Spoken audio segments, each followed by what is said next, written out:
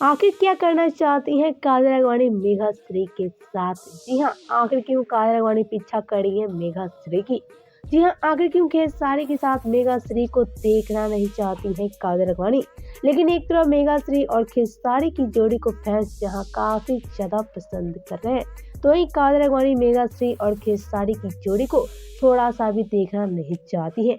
लेकिन आज सबका ये सवाल है कि आखिर काजल राघवानी क्यों इतना पीछा कर रही है मेघा श्री की? तो आइए आपसे इसकी पूरी वजह बता देते हैं। तो आपसे एक और बता दें कि जहां आजकल मेघा श्री बहुत ही कम समय में भोजपुरी अपना नाम पूरी तरह से बना लिया है।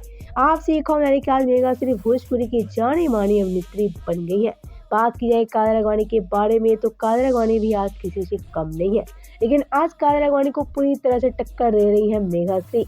जी हाँ, वही मेघा श्री जो साउथ इंडस्ट्री की जानी मानी अभिनेत्री है, लेकिन आज काजल राघवानी को पूरी तरह से टक्कर दे रही है।